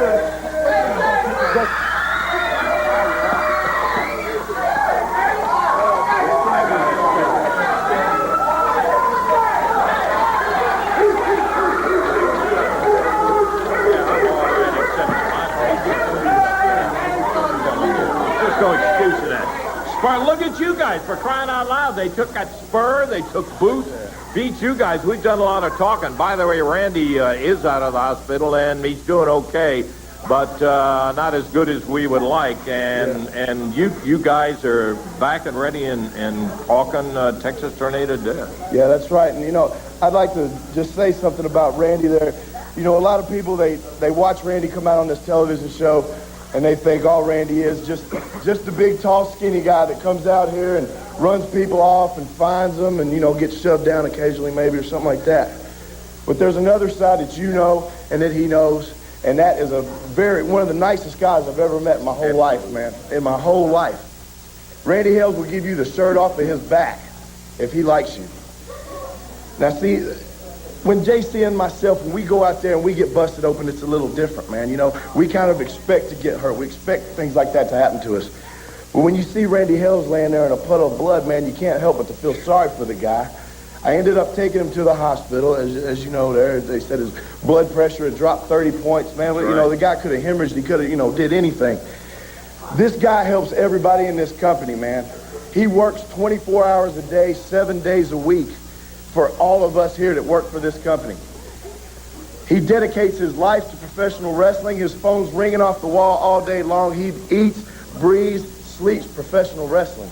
And for a guy like that to get that kind of treatment is just totally wrong, man. It really bothers me. I gotta interrupt you here, Wolfie, to say this, that outside of Dave, which is one of the major reasons that I came back to work, and I'm delighted to be back here. Randy Hales is one of the reasons that I came back working too. Straight shooter and a guy just as honest as the day is long, and he's the kind of guy you love to call a friend. That's right, he sure is. I want to send a message to the Rock and Roll Express, because I know what they're thinking right now is that, man, they are on top of the world. They're walking tall and they're loving what they did. I just want you to think. I want you to get Tommy Rich's phone number or Doug Gilbert's phone number. I want you to call them up, Ricky Morton, Robert Gibson, and I want you to ask them, hey, bro, what happens when you get PG-13s back against the wall? Tommy Rich is going to tell you that it hurt real bad. He put my eye out, if you'll remember. Yes, but an eye for an eye, a tooth for a tooth. You ask him what it felt like when we threw that arm over that rope, and I took that ball back, and whoo, I whacked him right across there and broke it in 2 places. You ask him what it felt like to walk around in a cast, Ricky Morton, because something real bad is going to happen to you, and I promise. JC, it was not a pleasant experience meeting with the Rock and Roll Express and all that happened in there, but I've seen you guys get even before. That's right, Lance, and you know, this ain't my first rodeo. I've been around violence all my life because everybody in the world knows that Bill Dundee is my father, and he come home a many a week with black eyes, busted lips and mouth and head. But you see, he's a wrestler. Randy Hill isn't. And last week, in the middle of that ring, man, it looked like something out of a Vietnam clip. Man, it was the most unreal thing. There was blood this deep, man. So what we done is we went to Eddie Marlin. We said, Eddie Marlin, we want a match with the Rock and Roll Express. We want a Texas death match. But we ain't in Texas. I don't want to call it a Texas death match no more. I don't want to call it a Boys in the Hood death match. That's what I want to call it, because this is my hood. And when you come to our hood, rock and roll, it's time to pay. So you see, it all started out as a wrestling match. Yeah. And JC Ice and Wolfie D defeated the Rock and Roll Express in a wrestling match to prove that we was in the 90s. But now it's gone to the ego. Now they got to take it personal. Now when they get a man down, they got to beat you. But you see, Jamie Dundee and Kelly Wolf are tired of punks running over us trying to make names off of PG-13. So this week, Rock and Roll Express, you may have defeated more teams than us. You may have been around 10 years longer than us. You may have won more titles than us. But this ain't nothing about titles, nothing about nothing. This is personal. This is JC Ice, Jamie Dundee, Kelly Wolf, Wolfie D against you, Ricky Morton, and Robert Gibson in a Boys in the Hood death match. And I promise to my mother, and you can ask Tommy Rich and Doug Gilbert about when you mess with our mothers. I promise on my mother, Rock and Roll Express is going out in an ambulance. And the boys from the hood are hip-hopping all the way back to the hood. They mean it, I'll tell you that. We're going to take time out. Got great action coming up with the King and Primetime Brian Lee a little bit later.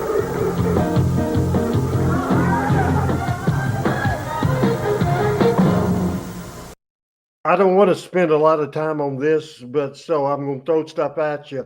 First of all, I want you to dissect the first part of the interview where Mark Curtis came out with heat and Lance's reaction and Dave's reaction. So cover that first part. Shock and awe, because nobody ever expected anybody to put a hand on Lance Russell. That didn't happen. It didn't happen. So for that to happen, the people, it right away got people on edge. It got people mad. It got people upset. And then when Wolfie D and JC Ice came out, you know, Mark Curtis took powder. I thought Dave Brown was very interesting in this because he came to defend Lance, and then he left the set as if to, you know, disgusted.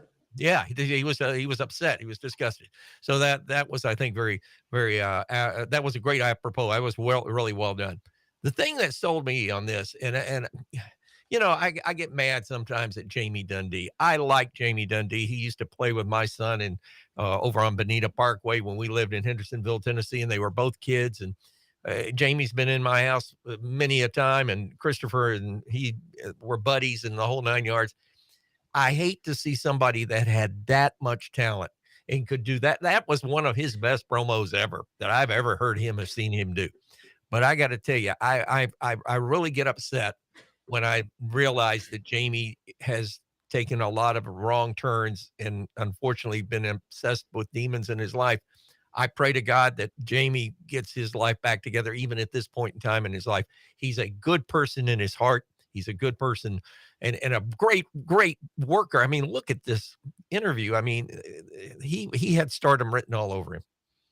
And did you notice? And they were both not, especially Wolverine, but did it. They trusted me. I had him, and then Jamie said it too. I had them use their real names. Mm-hmm. Jamie Dundee didn't like being called Jamie Dundee, JC Ice, and Wolfie's name's Warren Wolf, but Kelly Warren Wolf. But I just wanted to make as much as making it real. So we played that video of the match. That looked real. Then we saw Lance's response to that as how he explained that. Then we saw Curtis. Then the go home interview, and that the house ended up in both towns coming way up. Do you see why? Oh, absolutely. Absolutely. And again, it was a story that was told over time. It wasn't done in one show. It was done over time. People had a chance to digest it, could make up their minds, could feel their emotions. And today's wrestling does not give you that. I'm sorry, but it just doesn't. It just doesn't do it. And here's you sell the angle. So that happened to me on a Monday. So the following Saturday, do you think my ass was? It was important TV. Do you think my ass was at TV for the people to see me, or do you think I was in 100% hiding, nowhere to be seen in Memphis, Tennessee that Saturday morning? What do you think? I think for that day and time, you're absolutely hiding. And you may have been in the building hiding, but you were absolutely hiding. I set the videotapes down, my notes, my format, all that stuff. I said, Whoopi, give the tapes there to the ENG guy. I said, give Jerry Lawler the format. And I had faxed Lawler as fax days. I faxed Lawler the format and went over every segment of the show, but Lawler ran the TV. I thought it was real important because we were basically Lance. Everybody was acting like I was about half dead or couldn't have been killed. It was such a believable story. For one person to see me at the hotel or sneaking in at 7 o'clock, it would have been all wrong. It would have exposed the whole deal. Do you agree? Absolutely. But now, does anybody care at this point in time in wrestling? Does anybody care if that emotion is given away? And that's why you don't have the emotional connection that you get now. We're going to reset right now with the social open. We'll be back and we'll talk Dark Side of the Ring in the last probably 30 minutes of the show. Here's the word.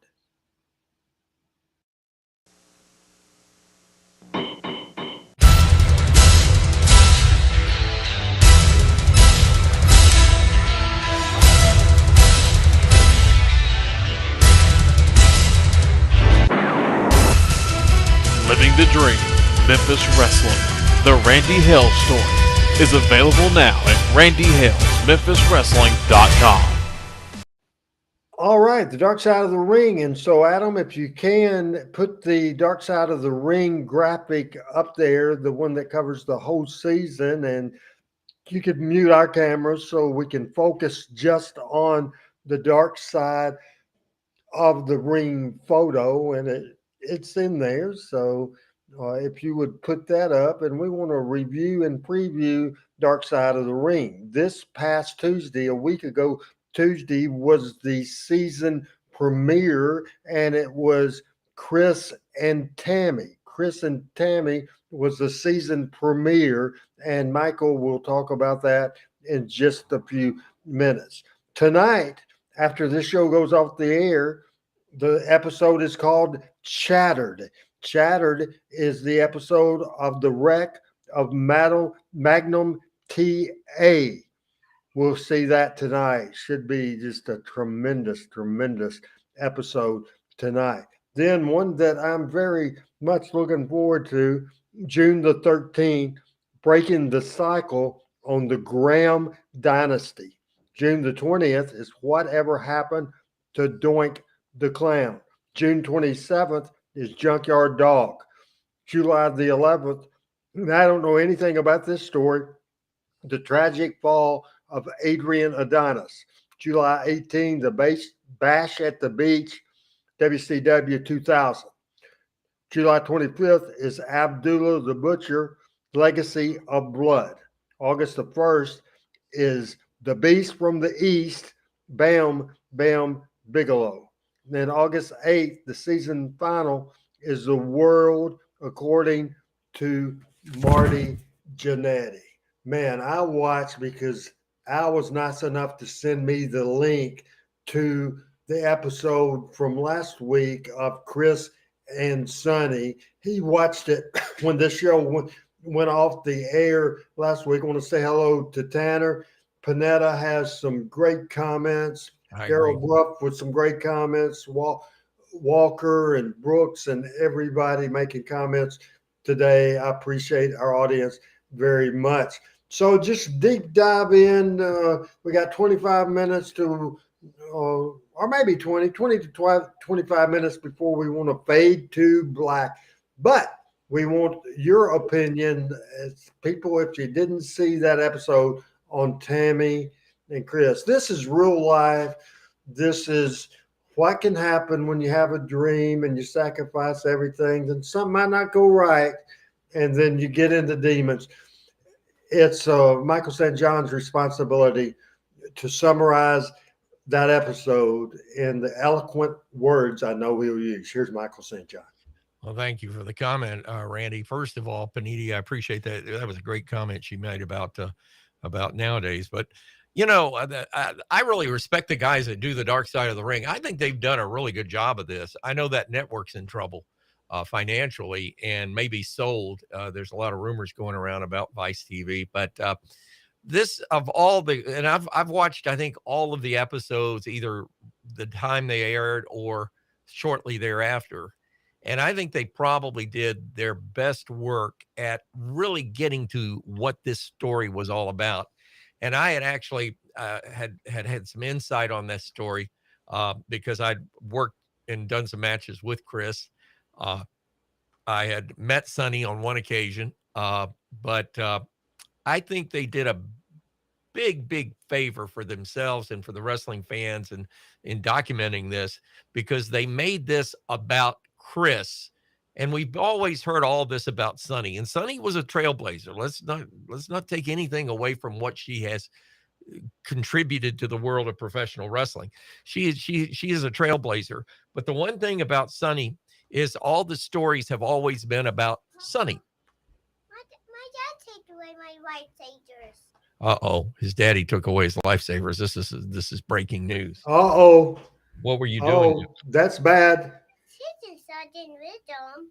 You weren't hitting anybody with them? No. Tell the people on radio, on TV, what you were doing. Come here. Oh, you don't want to get on TV? Okay. He's in trouble. I'll finish, okay? But anyway, I'm sorry. Sorry for that interruption. But I think they did a great favor for the history part of this show, Randy, in that they featured and really put the emphasis of this show on Chris Candido. And Chris Candido, in working with him, he was the pretty boy that wanted it so bad and would give his heart and soul in the matches that I was involved in working with Chris. Chris was absolutely just fabulous to work with. And he would, in the back, he was so self-critical of himself in that he wanted everything to go perfectly. He didn't want to misstep one time. He didn't want his opponent to misstep one time. He wanted to be, he wanted this match to shine, and not just for him, but for whoever he's working with. And, you know, in the wrestling business, the other thing, and a lot of people don't realize this about wrestlers from the old school, or at least prior to what we're going through right now, the big deal for wrestlers is to take care of each other in the ring, because you don't want to hurt your opponent and you don't want your opponent to look bad. So you've got to take care of them, and they got to shine just as well as you do, but you've also got to make sure they don't get hurt. So, you know, that I think Chris was the epitome of that. But Chris fell in love with a girl that was at ringside, as the story goes, at a match in, I believe it was in New Jersey or maybe in the New York area. She was and it caught his eye, and they became and Sunny was a very bright lady. She was on her way to college, and she wanted to be a doctor. Yes. And had the grades and had the smarts to do it, and got into the world of professional wrestling at a time when professional wrestling was, Vince had already taken over the world, and now Sunny is on the national stage, and he highlights her as the first. There, people call her the first diva. That she, had all the things going. She had the look. She was photogenic. Clothes on, clothes off. I mean, she was just that girl. She was she was the next door neighbor that made it big, but she got into things that she shouldn't have gotten into. And one of it is with drugs. They talk about somas, and somas was a muscle relaxer back in the day. And it was a popular drug to be misused and to be used as a recreational drug. And it made you feel good. If you were hurting, it made you feel better. One soma was, I only had to take one time, and it was after kidney surgery, and it knocked me out for half a day. I can imagine these guys taking 6 and 7 of them, handfuls at a time. And it was part of the scene back then, if you would. And the one thing that I thought that this show showed, it showed the emotion of Chris, or it showed how Chris was so involved and so deeply, a deep dive into Chris Candido. But it also showed the relationship, the yin and the yang of the relationship with Sunny. But it took people that were talking about this pair. It took Chris's mom. It took Chris's brother, my good friend Tom Pritchard, Lance Storm. I mean, it took people in Jimmy Cornette in real life wrestling that experienced those days, knew Chris on a first, give Jimmy credit. Cornette found, he got the tape from his friend up in New Jersey, and he brought Candido down and started working with him. And Chris said he knew, or rather Jimmy said he knew that Chris had enormous talent from the day he met. And to see him, it was the first show that I saw the emotion of 4 people in tears, but 3 had to leave the camera set because they lost it. Lance Storm, Tom Pritchard, Jim Cornette, and his mother and his brother as well, obviously were so hurt. It just, the series is called, Michael, Dark Side of the Ring, and that's so much dark side. And you hear of stories. You're in the radio business, which means throughout your career you come into contact with rock bands, with music bands all the time. So you've seen that lifestyle. And I think if you hadn't been there, you don't really understand it. So what the life of a wrestler in the territory days, and it got involved because all of a sudden, instead of being in a car every night, kind of getting by, they're making big money and they're flying all over the world. So compare the lifestyle, because I say all the time, living the life of a rock star. Sometimes I think that the wrestling business was darker and more dangerous than show business, than the rock and roll. Your opinion on that? Well, I think show business had a history of it. It goes back in the movie days. It goes back to the 30s and in the 20s, the pre-code era. Drugs were all over Hollywood in New York back in the Roaring 20s. I mean, the Roaring 20s, last decades or last century's Roaring 20s, were all about drugs and alcohol and debauchery. And so there was a history there. Wrestling came out of the carnival world. Were the carnies into that kind of stuff? Well, maybe they took something to stay up at night because they're going from town to town to set up and tear down or whatever, but not to the degree. There was a history that when rock and roll came on the scene, I mean, Chuck Berry was a notorious cocaine addict. I mean, there was that was already established. Wrestling was sort of in new territory. Once they started, like you say, flying from town to town, having the per diems, having the hotels paid for, renting a car or having a limo pick them up, whatever the case may be, It was a new world to most of these people. And like you said, Randy, most of them came from being ham and eggers to being stars. Right. And how do you handle stardom? I mean, and the other thing was the wear and tear on their body. They're being paid big money. True. But they're also sacrificing their bodies more so than ever before. We saw that develop from the from Randy Savage forward. And I mean, and today, my God, I don't think there's one wrestler today that will be wrestling 15 years from now. I just don't see it happening. And I got to tell you that it was new. Joshua is playing with the flashlight.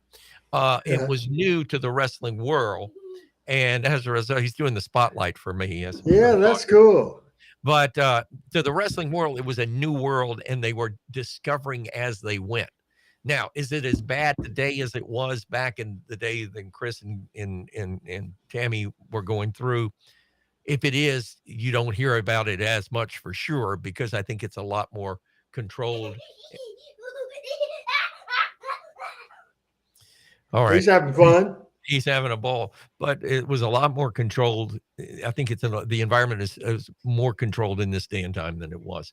You know, I'm thinking as I'm talking about this, the world of horse racing right now is going through a tremendously bad time, where a lot of things are coming to light that have been hid for a long, long time.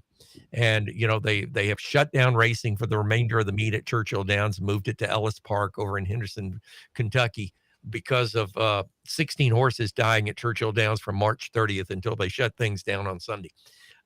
You know, the wrestling business won't shut down, but what happens is a lot of the ones that participate in activities that are hurtful to them or the business are going to fall off, if you would.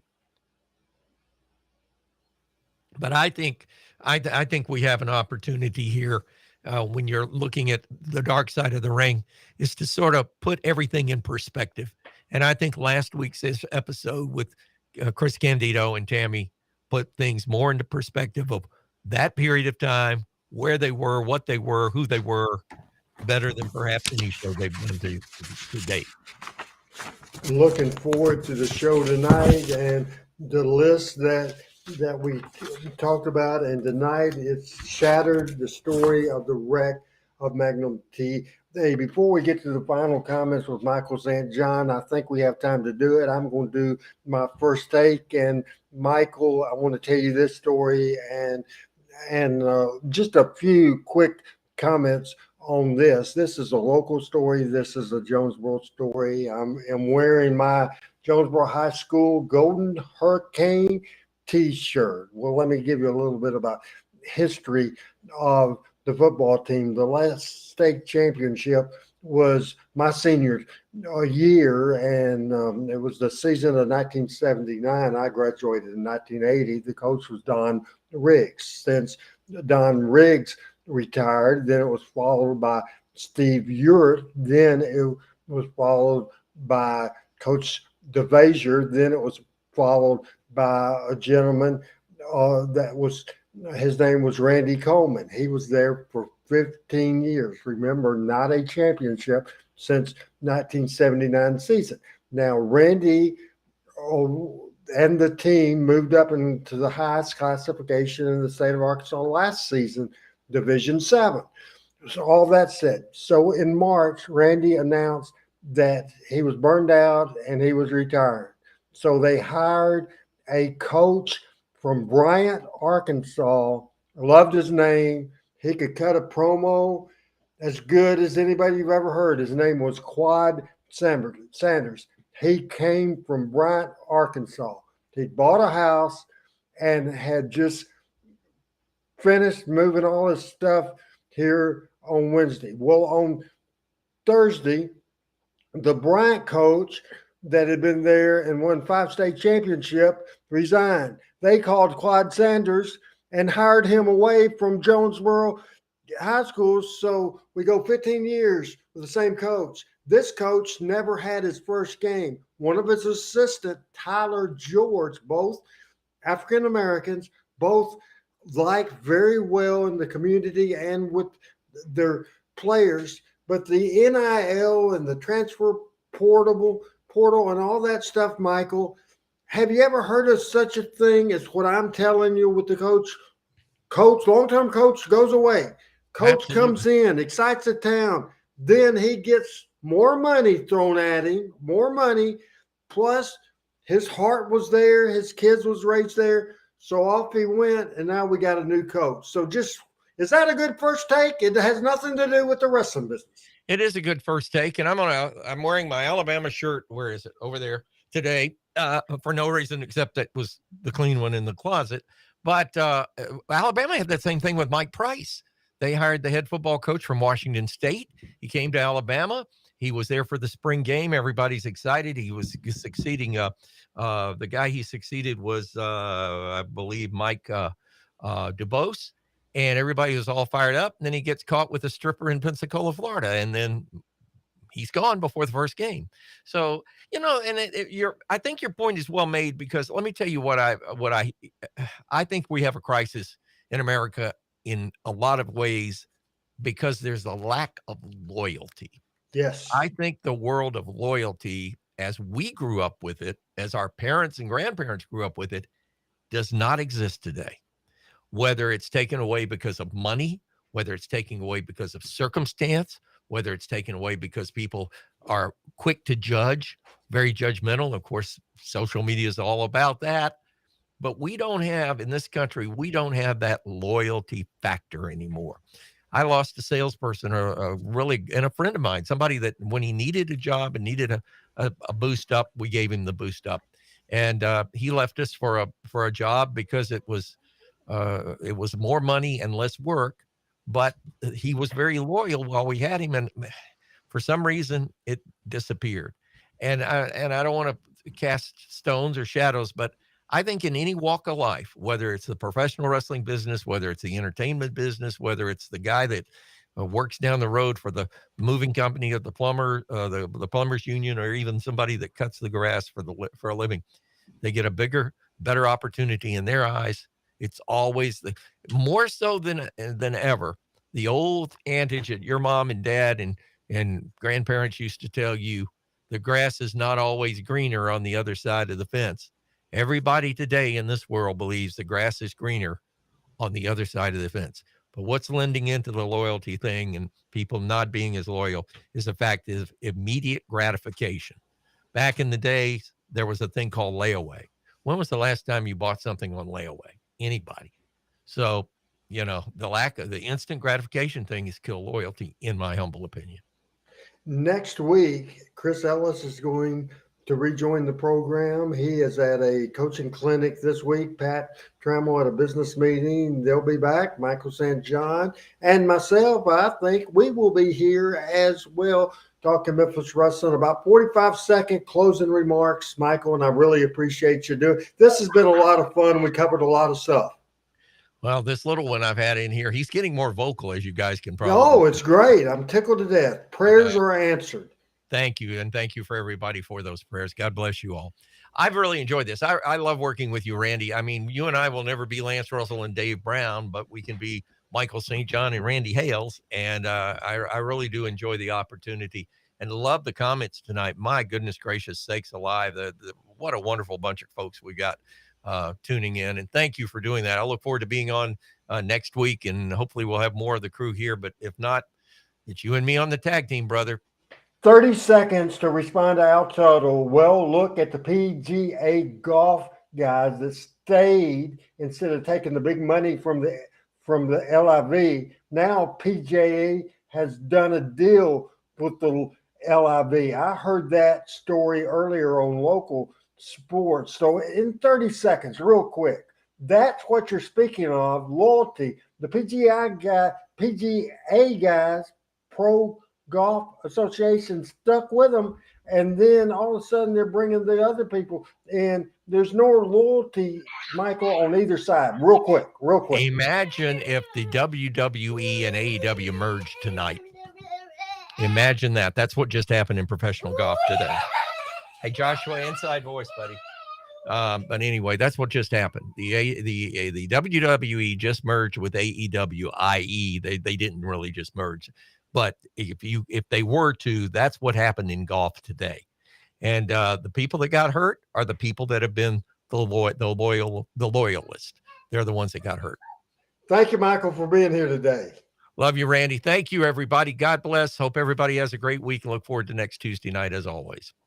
The time has changed for tomorrow. Front row with Bud Row. I have been moved up an hour. I will be at 8 o'clock Central Standard Time on 953theticket.com. If you want to call in between the 8 and 9, it's 870-930-3776. That's the Front Row with Bud Row. Be sure to check that out. Also, next Monday, it will be the Power Hour. We have a tremendous show number 69, August 7th, 1999. We will see Derek King against Brandon Baxter. We will see Jim Cornette sneak attack on Power Pro Wrestling, or Randy Hale's Jim Cornette confrontation. We will see Stacy. We'll see Vic Grimes versus Steve Bradley. Bulldog Reigns against Kurt Angle. Kid Wicked against Alex Arion. And Doug Gilbert and Wolfie D against Glenn Kalka and Mick Tierney. We thank Michael St. John. We thank the audience. And most especially, we thank, because we'll be back with Chris Ellis, Pat Trammell, Michael St. John, and myself next Tuesday night. A thank you to my friend Adam Dunn producing today, and this has been a lot of fun. Thanks so much. As Al's posted, 953theticket.com or the TuneIn app. That's at 8 o'clock tomorrow morning. Until next time, we're about to fade to black and show you the clothes, and we'll see you on the radio tomorrow and back Monday on the Power Hour back here next Tuesday. Again, I'm Randy Hills. Happy June the 6th, everybody, and good night. Talking Memphis Wrestling with Randy Hills and special guests.